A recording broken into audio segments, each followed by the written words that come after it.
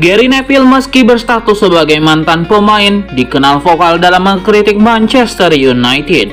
Gary Neville juga berulang kali menyerang pemain yang bermasalah, juga mengkritik Erik ten Hag. Terbaru, Gary Neville berkomentar soal buruknya performa skuad MU ketika dihajar Tottenham 0-3 pekan lalu. Permainan setan merah memang mengecewakan dan pantas kalah. Erik ten Hag tidak bisa mengelak. Sebelum pertandingan saya baru saja berkata bahwa tim ini tidak boleh mencari-cari dalih. Sudah begitu banyak uang yang dihabiskan. Penampilan babak pertama mereka sangat buruk, seburuk-buruknya, kata Neville.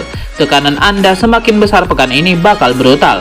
Hari ini buruk untuk Erik ten Hag, sangat buruk. Ini salah satu performa terburuk tim di bawah Erik ten Hag. Itu cukup menjelaskannya. Selain komentar tersebut, Neville juga pernah beberapa kali melempar kritik keras terhadap MU, baik untuk petinggi klub, pelatih, maupun pemain.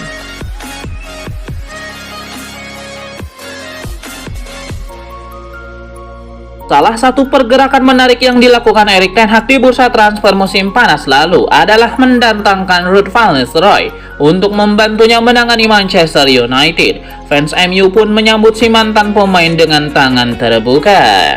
Bukan rahasia lagi bahwa Van Nistelrooy didatangkan ke MU untuk membantu mendongkrak kualitas lini serang. Namun mantan asisten Van Nistelrooy di VSV Eindhoven, Javier Rabanal, punya pandangan lain. Rabanal menegaskan bahwa kualitas Van Nistelrooy lebih dari itu. Ruud van Nistelrooy punya cara untuk terhubung lebih dekat dengan para pemain. Intinya, Rabanal meyakini bahwa peran Van Nistelrooy di MU lebih banyak dari yang diduga. Meski dia pun mengakui bahwa bantuan Ruud van Nistelrooy pasti diharapkan oleh lini serang oleh Manchester United.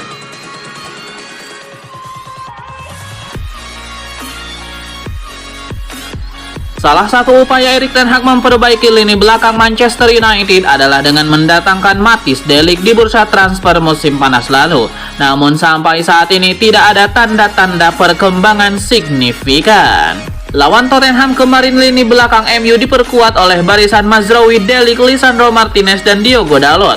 4 back ini adalah kombinasi terbaik MU untuk sekarang, tapi tetap saja hasilnya mereka kebobolan 3. Bahkan performa De Ligt secara khusus dikritik oleh mantan pemain MU Paul Scholes.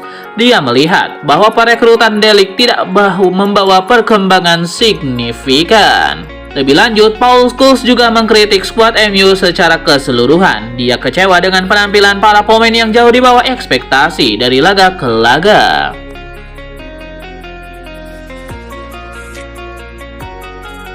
Ole Gunnar Solskjaer sudah memiliki sosok yang menurutnya cocok untuk menggantikan Erik ten Hag sebagai manajer Manchester United. Sosok jagoan Ole Gunnar Solskjaer itu adalah Michael Carrick. Kini Ineos yang menjalankan operasional MU diklaim siap memecat Erik ten Hag. Ineos sepertinya harus mendengarkan saran dari Ole Gunnar Solskjaer soal siapa sosok yang pas untuk membesut MU. Sebagai pemain, Anda ingin melakukan yang terbaik untuk Michael Carrick karena dia peduli pada Anda. Dia ingin Anda menjadi yang terbaik, ujar Solskjaer. Jika saya seorang pemain, saya ingin dia menjadi manajer karena dia tidak akan menjadi tidak masuk akal. Dia tahu apa yang dia diinginkan. Dia menuntut rasa hormat dan kerja keras, tapi dia juga memberikannya kembali imbuhnya. Lebih lanjut, Ole Gunnar Solskjaer saat itu juga merasa sangat yakin bahwa Michael Carrick cepat atau lambat bakal menangani kembali ke MU sebagai manajer tetap.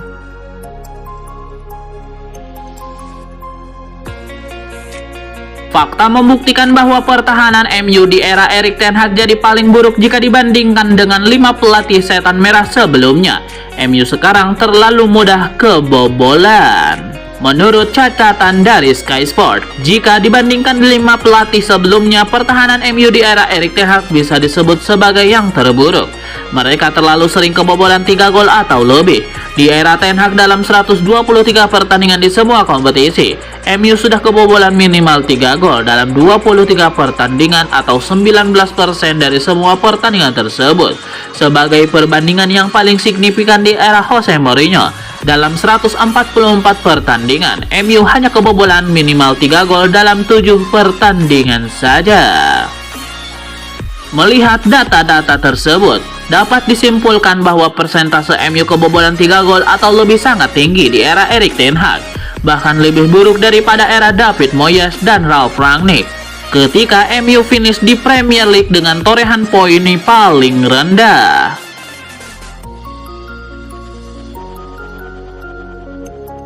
Bursa calon pengganti Erik ten Hag di kursi manajer Manchester United kembali menjadi topik hangat. Superkomputer memprediksi Gareth Southgate bisa menjadi kandidat terdepan untuk menjadi pelatih Manchester United. Sosok yang paling diunggulkan superkomputer Boyle Sport untuk menggantikan Erik ten Hag di MU adalah Gareth Southgate. Mantan pelatih timnas Inggris itu memiliki peluang sebesar 34,8%. Gareth Southgate memang saat ini tengah menganggur usai mengundurkan diri dari kursi pelatih timnas Inggris. Usai Euro 2024 kemarin, Gareth Southgate berandil bahwa membawa Inggris melaju hingga partai final. Sayang Gareth Southgate gagal mempersembahkan trofi bagi Inggris usai dikalahkan Spanyol dengan skor 1-2 dalam laga final yang digelar di Olympia Stadion Berlin Juli lalu.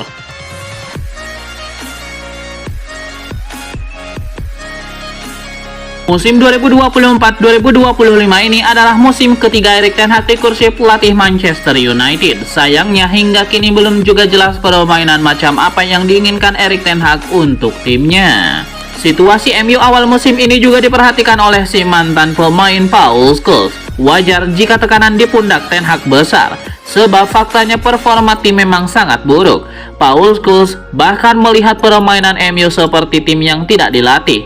Taktik mereka tidak jelas, pendekatan untuk pertandingan juga tidaklah jelas. Scholes membandingkan dengan pelatih lain yang punya filosofi bermain jelas. Bahkan Tottenham yang memulai era baru bersama Ange Postecoglou masih lebih jelas daripada MU.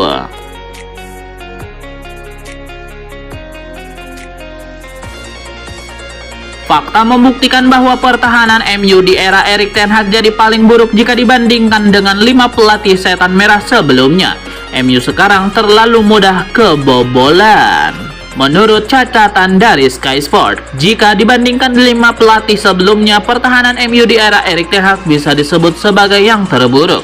Mereka terlalu sering kebobolan 3 gol atau lebih. Di era Ten Hag dalam 123 pertandingan di semua kompetisi, MU sudah kebobolan minimal 3 gol dalam 23 pertandingan atau 19% dari semua pertandingan tersebut. Sebagai perbandingan yang paling signifikan di era Jose Mourinho, dalam 144 pertandingan, MU hanya kebobolan minimal 3 gol dalam 7 pertandingan saja.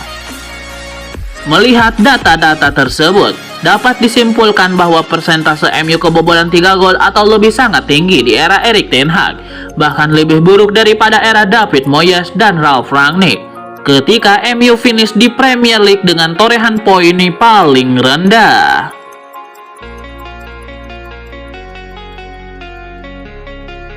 Arsenal dan Manchester United nampaknya bakal gigit jari dalam perburuan Jonathan David. Striker tajam Lille ini dikabarkan akan pindah ke Juventus di tahun 2025 nanti.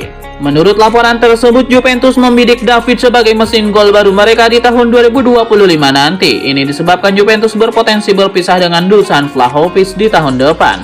Itulah mengapa Juventus mulai mempersiapkan penggantinya, dan Jonathan David dinilai bakal jadi sosok yang bagus untuk memimpin lini serang sinyonya tua di musim depan. Menurut laporan yang sama, Juventus lagi intens berkomunikasi dengan agen David. Mereka sudah memberikan penawaran terhadap sang striker. Pihak David juga dilaporkan sangat tertarik dengan tawaran yang diberikan Juventus. Kedua pihak sudah memasuki tahap lanjutan dalam proses negosiasi ini. Jadi kans Jonathan David untuk bergabung dengan Juventus saat ini semakin membesar.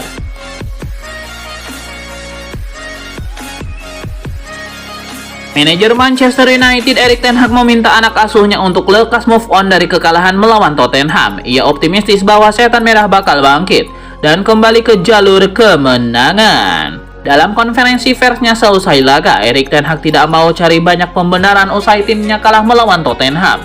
Ia mengakui bahwa MU bermain dengan buruk di laga itu, sehingga mereka memang layak kalah dari tim tamu. Erik ten Hag juga menyebut bahwa tidak ada gunanya bagi timnya untuk meratapi kekalahan melawan Tottenham tersebut. Ia ingin timnya fokus untuk berbenah dan tampil dengan lebih baik lagi di pertandingan berikutnya.